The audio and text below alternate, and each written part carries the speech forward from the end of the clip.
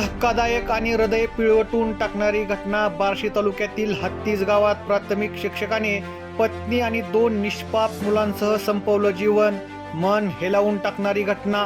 बार्शी तालुक्यातून एक अत्यंत हृदयद्रावक आणि धक्कादायक घटना समोर आली आहे.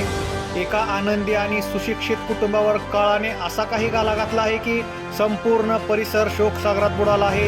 एका प्राथमिक शिक्षकाने आपली पत्नी आणि 2 लहान मुलांसह सामूहिक आत्महत्या केल्याची खळबळजनक बाब उघडकीस आली आहे.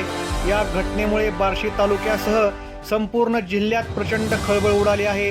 प्राथमिक तपासातून समोर आलेल्या माहितीनुसार ही घटना गुरुवारी मध्यरात्रीच्या सुमारास घडली असावी असा अंदाज आहे.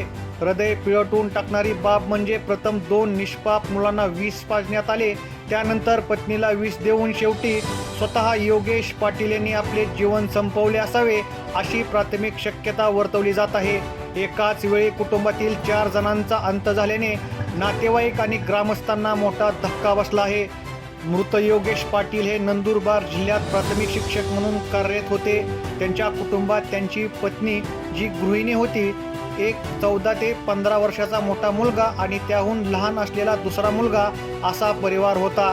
वरवर अत्यंत आनंदी आणि सुशिक्षित दिसणाऱ्या या कुटुंबाने अचानक असे टोकाचे पाऊल का उचलले या प्रश्नाने सर्वांना चक्रावून सोडले आहे. प्राथमिक स्तरावर यामागे आर्थिक विवंचना असण्याची शक्यता वर्तवली जात असली तरी अद्याप याला कोणताही अधिकृत दुजोरा मिळाला नाही. घटनेची माहिती मिळताच वैराग पोलीस तातडीने घटनास्थळी दाखल झाले. पोलीस निरीक्षक कुंदन गावडे आणि पोलीस उपनिरीक्षक प्रतापसिंह जाधव यांनी घटनास्थळाची पाहणी केली आहे. पोलिसांनी मृतदेहाचा पंचनामा करून पुढील कायदेशीर प्रक्रिया सुरू केली आहे.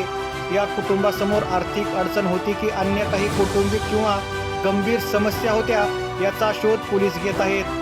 सखोल तपासानंतरच या आत्महत्येमागील नेमके कारण स्पष्ट होईल अशी माहिती पोलिसांनी दिली आहे.